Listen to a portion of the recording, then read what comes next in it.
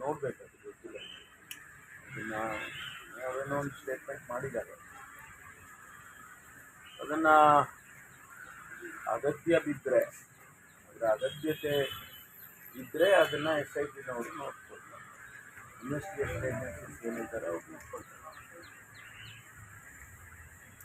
ಹಾಗೆ ಜಮೀನು ಸಂಬಂಧಪಟ್ಟಂತೆ ಮೂಢ ವಿಚಾರದಲ್ಲಿ 40-50 ವಿಷಯದಲ್ಲಿ ಕೈ ಕೊಡ್ತೀವಿ ಅಂದರೆ ಒಪ್ಪಿಲ್ಲ, ಮತ್ತು ಪರಿಹಾರ ಹೋಗ್ತಾರೆ ಅವತ್ತೇ ಮಾರ್ಕೆಟ್ ಖರೀದಿ ಗೊತ್ತಿದೆ ಅಂತ ಹೇಳಿದ್ರು ಕೂಡ ಒಪ್ಪಿಲ್ಲ ಅಂತ ಹೇಳ್ಬಿಟ್ಟು.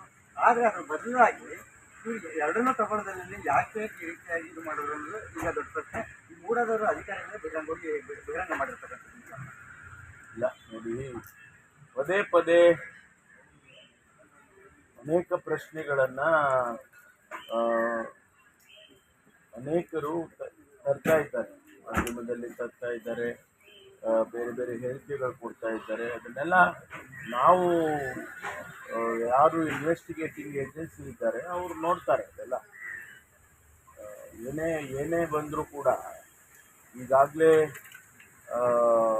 ದೇಸಾಯಿ ಅವರ ಕಮಿಷನ್ನು ಅವ್ರ ಕೆಲಸ ಪ್ರಾರಂಭ ಮಾಡಿದ್ದಾರೆ.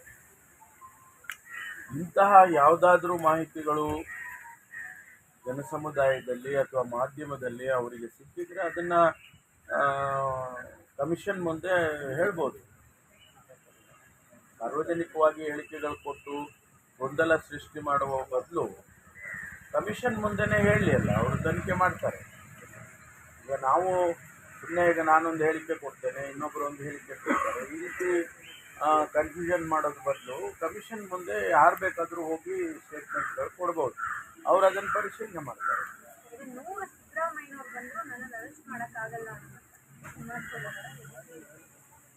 ನಾನು ಇದಕ್ಕೆಲ್ಲ ಕಮೆಂಟ್ ಮಾಡೋಕ್ಕೆ ಹೋಗೋದಿಲ್ಲ.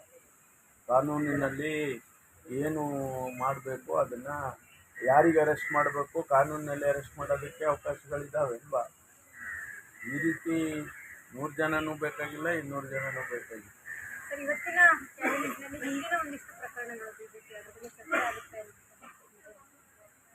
ಅಜೆಂಡಾದಲ್ಲಿ ಆ ಥರದ್ದೇನು ಆಗುತ್ತಿಲ್ಲ.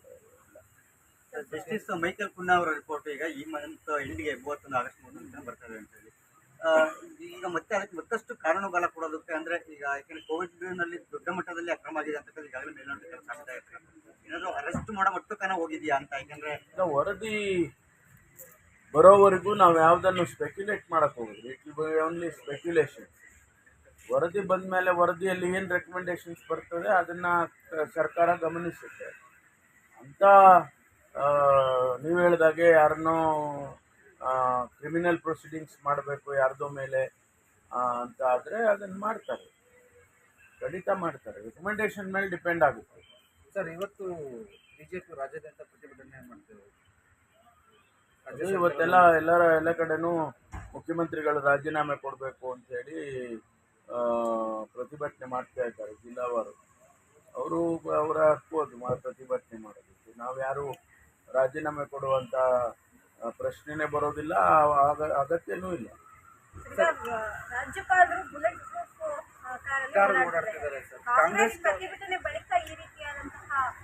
ಗೊತ್ತಿಲ್ಲ ಅವ್ರಿಗೇನು ಥ್ರೆಟ್ ಇದೆಯೋ ನಮಗೆ ಗೊತ್ತಿಲ್ಲ. ಅಲ್ಲಲ್ಲ, ಅವ್ರಿಗೇನು ಥ್ರೆಟ್ ಇದೆ ಅಂತ ನಮ್ಗೆ ಗೊತ್ತಿಲ್ಲ. ಯಾರು ಅವರಿಗೆ ಥ್ರೆಟ್ ಪರ್ಸೆಪ್ಷನ್ ಅವ್ರಿಗೆ ಹೇಳಿದ್ದಾರೆ ಅನ್ನೋದು ನಮಗೇನು ಗೊತ್ತಿಲ್ಲ. ಅವರು ಸೆಕ್ಯೂರಿಟಿ ಕೇಳ್ಕೊಂಡಿದ್ದಾರೆ, ಸೆಕ್ಯೂರಿಟಿ ಕೊಟ್ಟಿದ್ದಾರೆ, ವಿಚ್ ಈಸ್ ಎಂಟೈಟ್ಲ್ಡ್. ರಾಜ್ಯದಲ್ಲಿ ರಾಜ್ಯಪಾಲರಿಗೆ ರಕ್ಷಣೆ ಇಲ್ಲ ಅಂತ ಹೇಳಿ BJP ಅವರು ಆರೋಪ ಮಾಡ್ತಾರೆ. ರಕ್ಷಣೆ ಕೊಟ್ಟಿದ್ದೀವಲ್ಲ,